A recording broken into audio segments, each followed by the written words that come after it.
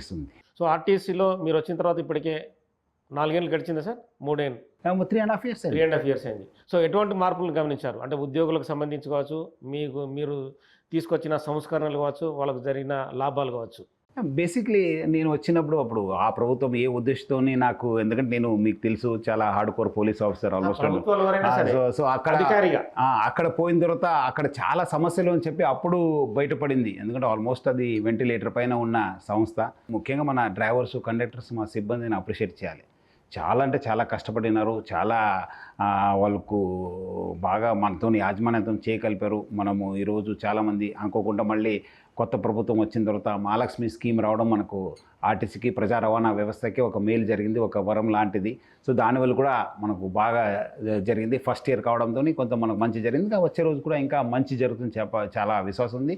వచ్చే రోజు మొత్తం ప్రజా రవాణా వ్యవస్థకు ముఖ్యంగా మన సిబ్బంది కూడా మంచి మేలు జరిగే ఒక మంచి స్కీమ్ అది. ప్లస్ మనకు కూడా మంచి రెవెన్యూ వస్తుంది. దానివల్ల కూడా మనము పాత ఉన్న సమస్యలు చాలా పరిష్కారం చేయడానికి కూడా అవకాశం ఉంది. ఇంకా ఉన్నాం, సమస్యలు లేవు అనడానికి లేదు, డెఫినెట్లీ సమస్య ఉంది. యాజమాన్య దృష్టిలో కూడా ఉన్నాం.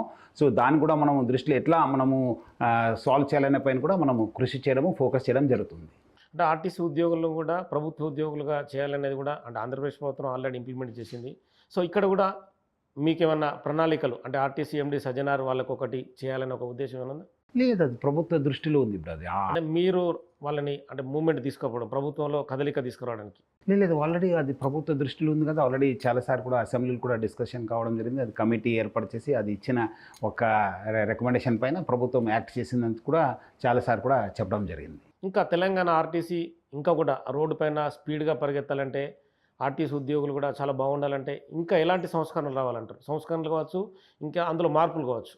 అంటే ముఖ్యంగా ఇప్పుడు మనకు చాలా ప్రభుత్వ సపోర్ట్ ఇస్తుంది, కానీ ఇంకా కొంచెము ప్రభుత్వ సపోర్ట్ చేస్తే బాగుంటుంది మనకు కొంచెము. ఎందుకంటే చాలా మనకు ఏమైంది, అప్పుడు చారిత్రాత్మక స్ట్రైక్ అయింది, చాలామంది నష్టపోయినాం. తర్వాత కోవిడ్ వచ్చింది, కోవిడ్ తర్వాత డీజిల్ ప్రైసెస్ పెరగడము, దాంతో చాలా ఒక 5-6 సంవత్సరాల నుంచి చాలా సమస్యలు చిక్కిపోయినావు. మనకి ఇంకా ఇవ్వాల్సింది ఇక్కడ మనకు పిఎఫ్ బకాయిలు ఉన్నావు, సిసిఎస్ బకాయిలు ఉన్నావు, డిఏ అరియర్స్ ఇవ్వాలి, చాలా రకరకాల బెనిఫిట్స్ ఇవ్వాల్సింది ఉంది. సో మనకు 1 time గ్రాంట్ ప్రభుత్వం ఇస్తే చాలా మేలు అవుతుంది. సో దట్ దానికి తగ్గట్టుగా మనం అందరు కూడా మనము సాల్వ్ చేసుకుంటే వాళ్ళకు సిబ్బందికి ఇస్తే వాళ్ళు ఇంకా రెట్టింపు ఉత్సాహంతో పని చేయడానికి అవకాశం ఉంది. అంటే మీరు రెగ్యులర్ ఇంటరాక్ట్ అవుతుంటారుగా ఆర్టీసీ ఉద్యోగులతో, ఆర్టీసీ ఉద్యోగ సంఘం నేతలతో, కానీ ఇంకా మార్పు అనేది ఒక సజ్జనారుగా, ఎందుకంటే చాలామంది ఆర్టీసీ ఎండీలుగా వస్తూ ఉంటారు, పోతూ ఉంటారు, కానీ సజ్జనారు మార్పు అనేది ఏం కోరుకుంటున్నారు? అంటే ఆల్రెడీ ఇప్పుడు చాలా మార్పు వచ్చింది కదా. ఇప్పుడు చాలా వాళ్ళకి ఇప్పుడు వాళ్ళు ఒక టైంలో ఏం సంస్థ ఉంటుందా లేదన్న పరిస్థితి నుంచి సంస్థని ఇక్కడ దాకా తీసుకొచ్చాను. పిఆర్సీ ఇంప్లిమెంట్ చేశాను, ప్రభుత్వ సహకారంతో ఆర్పిఎస్ బాండ్స్ అమౌంట్ ఇప్పించాను, వాళ్ళకు హాస్పిటల్ ఫెసిలిటీస్ ఇంప్రూవ్ చేశాను, వాళ్ళకు హెల్త్ పరంగా మనం చూసుకున్నాను, ఇన్సెంటివ్స్ని మళ్ళీ పునరుద్ధరించాము.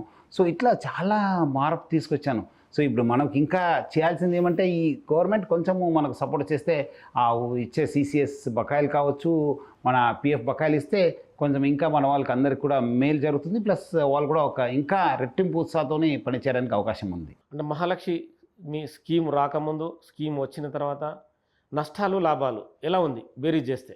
అంటే లాభాల్లోనూ అంటే అక్కడికక్కడికి బాగానే ఉంది. మనము ఇంకా రావాల్సింది మనము అమౌంట్ వచ్చేస్తే ఇంకా మన సంస్థ కూడా బాగుంటుంది, మనం కూడా లాభాల్లో ఉంటాను. ఇప్పుడు బికాస్ పాత బకాయిలు ఉండడంతో మనకు అది అంతా ఓవర్ షాడో చేయడం జరుగుతుంది. ఏమంటే ఇన్ని బకాయిలు ఉంది, ఇది ఉందని చెప్పడంతోనే కొంచెం ఓవర్ షాడో కావడం జరుగుతుంది. కానీ బట్ అదర్వైజ్ సంస్థ హెల్త్ బాగానే ఉంది. సో ఈ మధ్యకాలంలో కొంతమంది డ్రైవర్లు, కండక్టర్లు ఒక ప్రెస్ మీట్ నిర్వహించి రకరకాల ఇష్యూస్ చేశారు. అంటే కొన్ని ఇష్యూస్ జనరల్గా జరుగుతుంటాయి, దానికి సంబంధించి కూడా వివరణ కూడా ఇవ్వడం జరిగింది. సో సంస్థలో ఎవరు తప్పు చేసినా, అలాంటి వాళ్ళు తప్పు చేసినా కూడా అందరూ బాధ్యులే. సో సంస్థలో తప్పు చేసిన ఉద్యోగులను ఉంచుకుంటే కూడా సంస్థ పాడైపోతుంది. మీ అబ్జర్వేషన్ ఏంటి? అదే మీరు అన్నట్లు సంస్థ తప్పు చేసిందంటేనే వాళ్ళకి రకరకాల ఆప్షన్స్ ఇవ్వడం జరిగింది. రకరకాల ఆప్షన్స్ ఇచ్చిన తర్వాత అవి అయిపోయిన తర్వాత సంస్థకి ఏమో ఇది ఉండదు. ఇప్పుడు తాగి బండి నడిపే వాళ్ళని మనము వి కాంట్ ఎక్స్క్యూజ్ కదా, ఎందుకంటే 80 అదేవిధంగా ఆడవాళ్ళతోని ప్యాసింజర్స్ ఆడవాళ్ళతోని వాళ్ళు మిస్బిహేవ్ చేస్తారంటే వాళ్ళని ఎవరు ఊరుకుంటారు? అట్లా చేయడానికి లేదు. కానీ ప్లస్ అదేవిధంగా మన రెవెన్యూ సంస్థకు వచ్చే రెవెన్యూ నుంచి గండి కొడితే ఎవరది మనం, ఎందుకంటే ప్రతి రూపాయి కోసం మనం వేరే డ్రైవర్స్ కూడా, కండక్టర్స్ కూడా కష్టపడుతున్నప్పుడు మనం ఊహించలేము. మనం ఇప్పుడే యాజమాన్యం చాలా సహకరిస్తుంది, వాళ్ళందరూ కూడా తెలుసు. కొంతమంది అంత లాస్ట్ ఎండ్ స్టేజ్ ఉన్న వాళ్ళు ఏదో రకరకాల అలిగేషన్తో మనం ఎట్లా చేయాలనేది చేస్తున్నారు అంతే. ఈ మధ్యకాలంలో అంటే ఫ్రీ బస్సు ఎక్కడం కోసం మహిళలకు చాలా మంచి అవకాశం గవర్నమెంట్ ఇచ్చింది. డబ్బులు లేకున్నా కూడా వాళ్ళు ఒక ప్లేస్ నుంచి ఒక ప్లేస్‌కు గుడికి వెళ్ళడం కావచ్చు, వాళ్ళ బంధువుల ఇంటికి వెళ్ళడం కావచ్చు. చిన్న చిన్న వీడియోలనేది సర్క్యులేట్ చేస్తూ అంటే ఇది ఒక వ్యవస్థను పాడు చేయడం కోసం కొంతమంది సోషల్ మీడియా వేదికగా అలాంటి ఇష్యూస్‌ని బయటకు తీసుకొస్తున్నారు. అది తప్పది. చూడు ఇక్కడ ఎంత పెద్ద సంస్థ. ఈరోజు దాదాపు మనము 55 లక్షల నుంచి 60 లక్షల మందిని మనము ట్రాన్స్‌పోర్ట్ చేయడం జరుగుతుంది. అంతకుముందు ఏవో మనము 40 లాక్స్, ఇప్పుడు ఆల్మోస్ట్ చాలా పెరిగింది. ఆల్మోస్ట్ 10-15 లాక్స్, 20 లాక్స్ కూడా కొన్ని రోజు. సో అక్కడక్కడ కొన్ని జరుగుతుంటాయి. అది మనం ఏదో మొత్తం సిస్టమ్ పాడైందని చెప్పి మనం అలాంటి చూపించడం వీడియోస్ వస్తున్నాయి. అది మంచిది కాదు. చేసేవాళ్ళు కూడా తప్పదు, చేయకుండా ఉండాలి. ఎందుకంటే ఇది అందరి సంస్థ ఇది. ఇదేదో ఎవరో ఇప్పుడు ఇప్పుడు ఈ ప్రభుత్వం ఉంది, ఈ ప్రభుత్వ సంస్థ కాదు. ఇది అందరు కలిసిన సంస్థ ఇది. ఎందుకంటే ఎవరు లేనప్పుడు ఆదుకునింది ఈ మన ఎర్ర బస్సే. మీకు తెలిసుంటుంది, మనం ఊరికి వచ్చిందంతా అప్పుడు మనం అదే పల్లె వెలుగు. మనం కూడా కాలేజ్కి స్కూల్కి వెళ్ళిన అదే బస్సులో తిరిగాను అందరూ. సో మీరందరూ కూడా దాన్ని కాపాడడానికి ప్రయత్నం చేయాలి. కానీ మీరందరూ కూడా ఏదో జరిగిపోతుంది, మీరు అది చేశారు ఇది చేశారని చెప్పి చేస్తే మీకే నష్టం జరుగుతుంది. అది ఉద్యోగులకు కూడా నష్టం చేకూర్చే అవకాశం. ఎందుకంటే వాళ్ళు కూడా ఉత్సాహంగా ఉద్యోగం చేయడానికి కూడా కొంత ఇబ్బంది పడుతుంది. చాలా ఇబ్బంది పడతారు, చాలామంది ఇబ్బంది పడుతున్నారు.